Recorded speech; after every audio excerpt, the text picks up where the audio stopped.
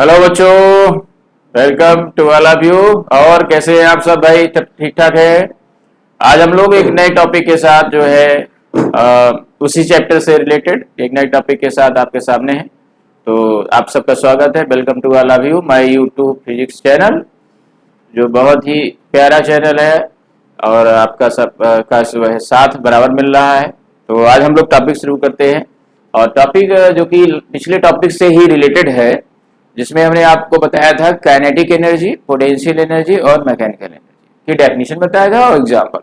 तो आज का जो टॉपिक है वो है expression for the kinetic energy या formula of the kinetic energy. उसके दो मेथड है, एक तो कैलकुलस मेथड है और एक आपका जो है उसका जो मैथमेटिकल फॉर्म है, मैथमेटिकल मेथड है कह सकते हैं।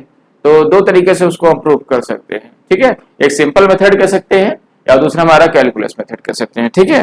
तो हम लोग यहाँ पे देखते हैं formula formula of the kinetic energy. Kinetic energy इसको सिंपली हम रिप्रेजेंट इस तरह कर सकते हैं ई के काइनेटिक एनर्जी, ठीक है। Formula of the kinetic energy and इस फार्मूला यानी ई के काइनेटिक एनर्जी का रिश्ता दिखाएं तो half m B square formula होता है। हाफ एम बी स्क्वायर ये फार्मूला ये उस अवस्था में है, उस स्टेट को रिप्रेजेंट करता है जब ऑब्जेक्ट रेस्ट से मोशन में आता है। यानी रेस्ट से जब वह मोशन करता है तब उस समय जो काइनेटिक एनर्जी पाई जाती है तो वो हाफ एम बी स्क्वायर के बराबर होती है। तो हम लोग वही देखते हैं। तो ये हमारा एक सिंपल मेथड या कह सकते हैं कि एक मैथमेटिकल मेथड है, सिंपल मेथड, ठीक है, सिंपल मेथड है। तो देखते हैं that is an object and which is in the state of rest. Rest की अवस्था मतलब u बराबर 0 after and place at a point A after acting the force. अगर इस पर हम एक्सटर्नल फोर्स अप्लाई करें then it displaces from one place to another place. तो एक प्लेस से दूसरे प्लेस डिस्प्लेस होता है। यहां डिस्प्लेसमेंट क्या है मान लेते हैं यस, ठीक है।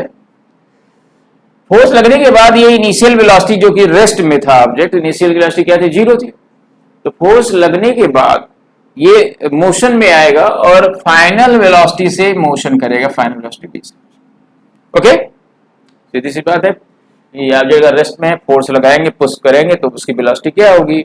बढ़ेगी। तो इट मींस इनिशियल से फाइनल में कन्वर्ट होगा, ठीक है। चेंज इन वेलोसिटी की कंडीशन में एक्सेलरेशन प्रोड्यूस होगा। ओके, फोर्स लगने के बाद डिस्प्लेसमेंट देखा जा रहा है तो एक क्वांटिटी और प्रोड्यूस होगी, वो है work. And work is equal to force into displacement, that is this, ठीक है। F into S and work done by the external force which is acting on this object which is equal to the energy conserved in it, जो कि energy के बराबर होगा। यानी कि motion में ऑब्जेक्ट है, कौन सी एनर्जी हो जाएगी? Kinetic energy. यानी कि ये वर्क डन जो है काइनेटिक एनर्जी के बराबर होगा।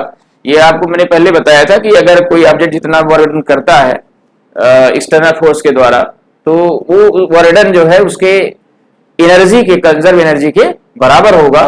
तो इसका जो एनर्जी, कंजर्व एनर्जी है वो क्या है? मोशन की अवस्था में काइनेटिक एनर्जी है, क्योंकि मोशन ऑब्जेक्ट कर रहा है, रेस्ट से मोशन में आ रहा है, तो कौन सी एनर्जी होगी? काइनेटिक एनर्जी होगी। तो ये काइनेटिक एनर्जी के बराबर होगा। इसका मतलब वर्डन हमको निकालना है, ठीक है, वर्डन फाइंड करना है। तो कैसे फाइंड करेंगे ध्यान दें। तो फर्स्ट ऑफ ऑल आपको फोर्स चाहिए और डिस्प्लेसमेंट चाहिए, ठीक है। F की वैल्यू और S की वैल्यू चाहिए, ठीक है। तो F की वैल्यू तो F बराबर ma, ये आपको पता है, by the second laws of motion, second laws of motion, ठीक है। एंड यस आपको फाइंड करना है, यस फाइंड निकालना है, डिस्प्लेसमेंट निकालना है। तो इसको हम अप्लाई करेंगे by the third equation of motion, b square is equal to u square plus 2as by third equation of motion, equation of motion, तीसरे इक्वेशन ऑफ मोशन से लगाइए इसको। तो यहां से क्या निकल जाएगा, v square minus u square equal to 2as, then s बराबर v square minus u square upon 2a, that is this. तो ये डिस्प्लेसमेंट हमको निकालना है, तो s की वैल्यू यहां से हमने फाइंड आउट कर लिया और f की वैल्यू यहां से मिल गया। तो दोनों f और s की वैल्यू इक्वेशन 1 इसको मान लीजिए, इक्वेशन 1 में रख दिए, putting the value of f and s, f and s in equation 1, in equation 1 f और s की वैल्यू किस में रखेंगे, ये 1 में रख दीजिए, ठीक है। तो क्या आएगा, work done equal to f की वैल्यू क्या है, यू नो ma, और s की वैल्यू क्या है, v square minus u square upon 2a, ठीक है, ये हमने पुट कर दिया। और यहां से देखिए a से कट जाएगा, तो वर्क डन क्या मिलेगा, mv square minus u square upon 2, ठीक है, ये आपको मिला वर्क डन। और ये आप इसको अगर इस तरह लिखना चाहे तो क्या मिलेगा, half m b square minus half m u square, okay, half m b square minus half m u square. अच्छा, यहां से मिल क्या रहा है कि work done by the external force equal to the change in kinetic energy, final kinetic energy minus initial kinetic energy, okay, final minus initial, तो that is the change in kinetic energy, और इसको हम लिखेंगे delta E के से, ठीक है, change in kinetic energy equal to the work done.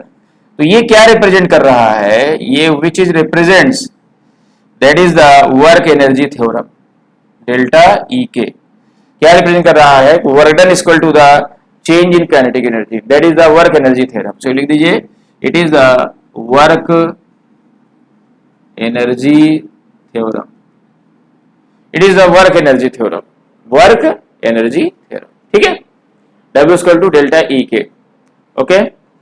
तो यहां से हमको वर्क एनर्जी थ्योरम भी मिल रहा, तो यानी सिंपल मेथड से अगर हम वर्क एनर्जी थ्योरम प्रूव करना चाहें तो इस तरीके से हम इससे प्रूव कर सकते हैं, क्लियर है, work done by an object is equal to the change in kinetic energy, that is the work energy theorem, okay. अच्छा, इस फार्मूले का यूज न्यूमेरिकल के रेस्पेक्ट में भी अच्छा यूज किया गया है, न्यूमेरिकल में इसका यूज होता है, ठीक है, तो आई थिंक दैट ये आपको समझ में आया होगा। अब फाइनली हम यहां पे ये देखते हैं कि अगर ऑब्जेक्ट हमारा शुरुआत में क्या है, रेस्ट में, ठीक है, तो इनिशियली अगर ये रेस्ट में है, थोड़ा सा हम यहाँ पे एक लाइन यहाँ पढ़ाएंगे, देखिएगा ध्यान से आप लोग, ये ठीक है, ये you know initially an object in the state of rest, initially an object in the state of rest, then क्या होगा, u बराबर 0, शुरुआत में क्या है, ऑब्जेक्ट रेस्ट में है, तो u बराबर क्या होगा, 0 हो जाएगा, क्लियर, ओके, u 0 होगा, तो इसको u की वैल्यू हम यहां रखते हैं, W इक्वल टू क्या लिखा है, half m B square minus half m u square. तो we know that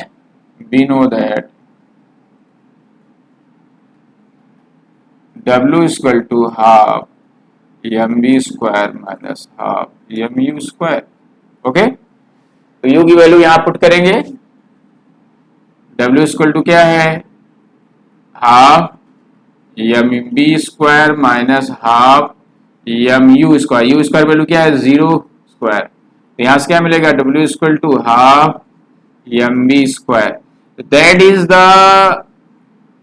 work done equal to the half m B square, और work done equal to half m B square हमने work done को किसके बराबर माना गया है, kinetic energy के बराबर, तो then it is equal to the kinetic energy यानी ई के, तो यहां से क्या मिलेगा, E K equal to half m B square, ये बेटा हमारा फार्मूला है काइनेटिक एनर्जी का जो हमने प्रूव कर दिया, half m B square when an object in the state of rest. तो दोनों चीजें हमको सिंपल मेथड से मिल जा रही है, एक वर्क एनर्जी थ्योरम मिल रहा है, दूसरा उस काइनेटिक एनर्जी का फार्मूला मिल रहा है हाफ एम बी स्क्वायर। तो ये चीजें जो है आप इसको आप प्रूव करके इसको आप प्रैक्टिस कर लें, देख लें। तो इसका एक कैलकुलस मेथड भी है, कैलकुलस मेथड जो कि हम लोग नेक्स्ट टॉपिक में पढ़ेंगे। तो आई थिंक दैट ये सिंपल मेथड आपको यहाँ पे अच्छी तरह से समझ में आया होगा।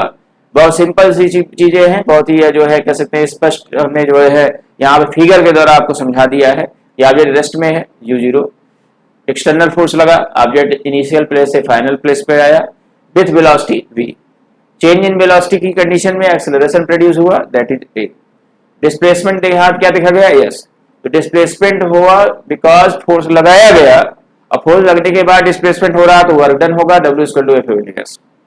ये वर्क डन ऑब्जेक्ट के मोशन की अवस्था में आने पर हो रहा है, यानी कि ऑब्जेक्ट जो है मोशन प्रोवाइड हो रहा है तब ये वर्क डन प्रोड्यूस हो रहा है। तो ऐसे कंडीशन में क्या होगा, it is equal to the kinetic energy, the energy conserve in it, कौन सी एनर्जी कंजर्व होगी उसमें मोशन की अवस्था में, काइनेटिक एनर्जी कंजर्व होगी, तो यहाँ पे हमारा it is equal to the kinetic energy, ठीक है। Then it means kinetic energy is equal to F into S या W equal to F into S। इसका मतलब आपको ये काइनेटिक एनर्जी चाहिए तो आपको F और S की वैल्यू चाहिए, और F की वैल्यू हम by the second law of motion से लगाएंगे बराबर में, और डिस्प्लेसमेंट S की वैल्यू हम इस कंडीशन के हिसाब से लगाएंगे। और कौन सा इक्वेशन यहाँ लगेगा, क्योंकि इनिशियल वेलोसिटी u दी गई है, फाइनल v दी गई है, एक्सेलरेशन a और डिस्प्लेसमेंट s, तो यहाँ पर इसके हिसाब से हमारा थर्ड इक्वेशन काम करेगा, जो हमने थर्ड इक्वेशन अप्लाई किया और वहां से s निकाल दिया, ठीक है, that is s equal to this। तो F और S की वैल्यू हमने इक्वेशन नंबर 1 में रख दिया, और उसके बाद ये हमारा जो है एक्सप्लेनेशन है, ये हमने जो है रखने के बाद ये से कैंसिल हो जाएगा, तो half m B square minus half m B square. तो ये वर्क डन इक्वल टू क्या है, चेंज इन काइनेटिक एनर्जी, और change in kinetic energy is equal to the work done, it is called work energy theorem, it is called work energy theorem, okay, that is called work energy theorem. और यहाँ पर हम अगर इसको topic को थोड़ा सा प्रूफ कम करना है हाफ एम बी स्क्वायर, तो प्रूफ कैसे करेंगे आगे देखेंगे। तो इनिशियली ऑब्जेक्ट किसमें रेस्ट में है, u बराबर 0, u की वैल्यू यहाँ पुट कर देंगे तो आएगा हमारा work done equal to half m B square, then work done equal to the kinetic energy, कौन सी एनर्जी कंजर्व है, काइनेटिक एनर्जी उससे पाई जा रही है, तो kinetic energy equal to half m B square. तो आई थिंक दैट ये टॉपिक आपको समझ में आया होगा, which is a simple method of the formula of kinetic energy, expression for the kinetic energy, okay student. तो कंटिन्यू वॉच करते रहें, चैनल को देखते रहें, और इसको जो है पॉज करके इसका पूरा एक्सप्लेनेशन आप अच्छी तरह से देख लेंगे, है ना, एक्सप्लेन करके इसको अच्छी तरह से लिख लेंगे। Okay, thank you all of you everyone.